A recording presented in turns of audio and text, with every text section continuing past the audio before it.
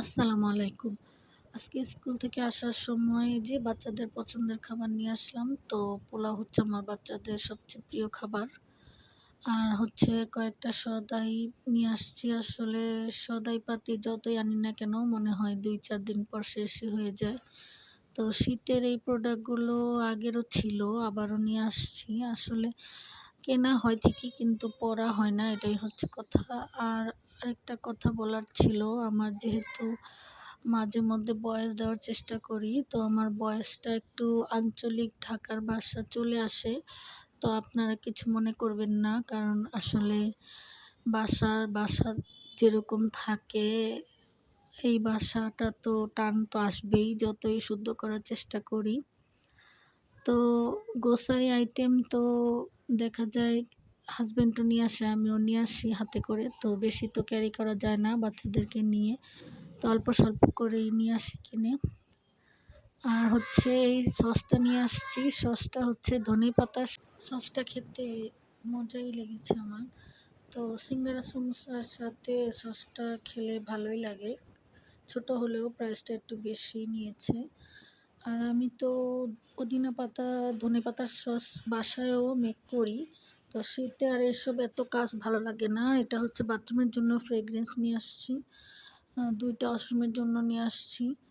তো বাসার কাজ তো আর কোনোদিনও শেষ হয় না। তো আরেকটা বিষয় আজকে বলবো, সেটা হচ্ছে আমার বাসাটা হচ্ছে মেইন রোডে। তো মেইন রোডের বাসার কারণে যে রাস্তার যে গাড়ি ঘোড়ার শব্দ আসে, ভয়েস দিতে মানে আমার খুবই কষ্ট হয়। আর হচ্ছে বাচ্চাদেরও আওয়াজ হয়, বাচ্চারা অনেক চিল্লাচিল্লি চেঁচামেচি করে। কিন্তু আমার হাসব্যান্ড বাজার নিয়ে আসছে, তো আমার হাসব্যান্ড হচ্ছে মাংস নিয়ে আসছে। আমি বললাম যে মাংস আনার দরকার নাই, কয়দিন আমরা মাংসটা খেতে চাই না, কারণ বড় ছেলেটা অ্যালার্জির কারণে হাসপাতালে যেতে হয়েছে। তো ওর একবারেই ডাক্তার মানা করে দিয়েছে মাংস খাওয়ার জন্য। মেয়েটারও অ্যালার্জি, তো মেয়ে তো মাংস খায় না, ও মুরগির মাংস খায়। এখন আবার শুনতেছি যে ফার্মের মুরগিতেও নাকি অ্যালার্জি। তো আমার হাসব্যান্ড বলতেছে আমরা খাবো, সমস্যা কি? তো এটা তো আর হয় না, আসলে রান্না করলে আমার ছেলে তো খেতেই যাবে। তো ওকে বারবার বলতেছি যে কয়েকদিন মাংসটা আনার দরকার নেই, ৫-৬ মাস আমরা মাংস না শুধু মুরগি রান্না করব। তো ওর আব্বু বলে মাংস না খেলে তো ভালোই লাগে না, আমারও অ্যালার্জি চোখে। তো আমিও মাংস, ইচা মাছ, তারপর ইলিশ মাছ এগুলো খেলে ওই যে চোখে অ্যালার্জি, চোখটা চুলকানো শুরু হয়। এটাই হচ্ছে সমস্যা। তো অ্যালার্জির ওষুধও খাই, আবার অ্যালার্জি জাতীয় খাবারই খাই। সব খাবারই এখন অ্যালার্জি। সবজিতেও এখন অ্যালার্জি হয়ে গেছে। শাকসবজিতে বাচ্চারা তো এমনিতেই খায় না। এরপর আবার যদি সবজিতে অ্যালার্জি হয় তাহলে তো আরও ভয়ঙ্কর একটা অবস্থা। তো যাই হোক, ছেলেকে নিয়ে ডাক্তারে দৌড়াদৌড়ি করতেছি। ছেলের অবস্থাটা ভালো না, ৩টা বাচ্চাই অসুস্থ। তো এই তো আমার খেতে, খেতে প্রতিদিন সন্ধ্যা হয়ে যায়। এই যে আমি এভাবে সবকিছু একবারে নিয়ে খেতে বসে পড়ি। তো আমার মতো কে খাবারে ভুটমরিচ খেতে পছন্দ করে? এটা তো বোম্বাই মরিচ, তো আমরা বলি ভুটমরিচ। আর ছেলেকে নিয়ে আমি হসপিটালে গিয়েছিলাম। তো আমার ছেলে হচ্ছে যেখানেই যাই ওর খাবার আনতে হবে, কি খেতে হবে। মেয়েটা এমন করে, কিছু নিয়ে আসোনি কেন? তো ছেলে বলতেছিল দোকানে বসে ফুচকা খাবে। তো ফুচকার দোকানে এতই ভিড় ছিল, তো আমি বললাম যে আর বসার দরকার নেই, চলো আমরা বাসায় নিয়ে যাই। তো বাবুর জন্য কেকগুলো নিয়ে এসেছিলাম। একটা বেকারি শপে হচ্ছে মানে সাথে সাথে বেক করে দেয় পাউরুটি, কেক এগুলি সব। তো টাটকাই মনে হয়েছে। আর এই ছোট পিজাটা নিয়ে আসছি। তো আমার ছেলে, ছোট বাবুটা আর হচ্ছে আমার মেয়ে সব কিছু দেখতেছে যে আমি কি আনতেছি। সব কিছু বের করতেছে, কিন্তু ওদের তো খাওয়ার কোনো ঠিকানা নাই। শুধু হচ্ছে ওদের বের করা, দেখবে যে কি এনেছি। তো এসে দেখি আমার হাসব্যান্ডও পিঠা নিয়ে আসছে। তো বলছি যে আমি একটু পিঠাই খাবো ভর্তা দিয়ে। ছেলের জন্য ১ বাটি স্যুপ আর ১ বাটি হালিম নিয়ে আসছি। ওকে বলছি যে তুমি এগুলি খেয়ে নাও। তবে মুরগির হালিম নিয়ে আসছে না। ও বলতেছে যে মুরগির হালিম কি ভালো লাগবে? আমার হাসব্যান্ডও এই কথাই বলতেছে। তো আমি বলতেছি যে অ্যালার্জির যেহেতু সমস্যা, তো মুরগির হালিমই খাওয়া উচিত। তো ফার্মের মুরগি দিয়েছে দোকানেও।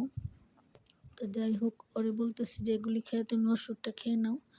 আর এই তো আমার বাবুটা সব কিছু নিয়ে পণ্ডিতি শুরু করেছে। মানে ওর তো পণ্ডিতি। আমি যেটাই কিনি বা কোনো পার্সেল নেই, কি কিছু আনি আগে ওই দেখবে যে কি আনতেছি, কি খুলতেছি, কে কি নিয়ে আসছে, ওইটাই ওর দেখাটা ব্যাস। ওর দেখাটাই হচ্ছে ওর কাজ। খাওয়ার নামে তো ওর কোনো কাজই নেই। আর হচ্ছে ছেলের হালিমটা, ছেলেকে বলছি যে হালিমটা খেয়ে নাও। ওইখানে পুরান ঢাকার দোকানে আবার এই খাবারগুলো অনেক মজারই হয়। স্বাস্থ্যসম্মত হোক আর না হোক, খাবারটা অনেক মজার। মানে ওইখান দিয়া আসা যাওয়া করলে দেখা যায় ঘ্রাণে খেতে মন চায় কি, মানে দোকানে না গেলে ভালোই লাগে না, এরকম একটা কথা। তো তারপরও ওই যে বললাম না, ওইখান দিয়ে আসার সময় নিয়ে আসতে মন চায় আমার ছেলের। তো মানে ওইখান দিয়ে আসার পথেই খাবারের ঘ্রাণ পেলেই বাস নিয়ে আসতে হয়। তো আমি যেখানেই যাই, হাসপাতাল কি মার্কেট, শপিং, যেখানেই যাই বাচ্চাদের জন্য খাবার টাবার নিয়ে আসি। আমার হাজব্যান্ডও এটাই করে। তো বাচ্চারা বাসায় থাকলে তো এটাই কথা যে বাচ্চাদের জন্য খাবার টাবার আনতেই হবে। তো বাচ্চাগুলো একটাও সুস্থ না, তিনোটা বাচ্চাই আমার অসুস্থ হয়েছে জানুয়ারি মাসে। এই কারণে স্কুলও যাওয়া হয় না, কিছুই করা হয় না। আমি নিজে অসুস্থ হয়ে যেতেছি, বাচ্চাদেরকে টেক কেয়ার করতে করতে আমি অসুস্থ হয়ে গেছি। এই কারণে ভয়েসও দিতে পারতেছি না কয়েকদিন ধরে। মোবাইলে একদম ভিডিওগুলো জমা হয়ে গিয়েছে। তো ভাবছি যে আস্তে আস্তে করে ভিডিওগুলো দিয়ে দিব। আর এই হচ্ছে আমার ছেলের ওষুধপত্র দিয়েছে। তো ওষুধগুলো ঠিক মতো খেতেও বলেছে, আবার অ্যালার্জির খাবার খেতেও না করেছে। এখন কথা হচ্ছে বাচ্চারা তো সবসময় শুনে না আসলে কথা। আর বাচ্চাদেরকে আসলে সবসময় খাওয়াতে খাওয়াতে আমার একটা অভ্যাস হয়ে গিয়েছে। তো আমার ছেলের জন্য দেখা যায় গরুর মাংসটা রান্নাই করতে হয়। রাতে কয়েকটা ডিম ভেজে নিয়েছিলাম, আর সকালের জন্য সিম দিয়ে আলু ভাজিটা করে রাখতেছি, কারণ সকালবেলা উঠতেই মন চায় না শীতের কারণে। তো আজকে এই পর্যন্ত। আসসালামু আলাইকুম।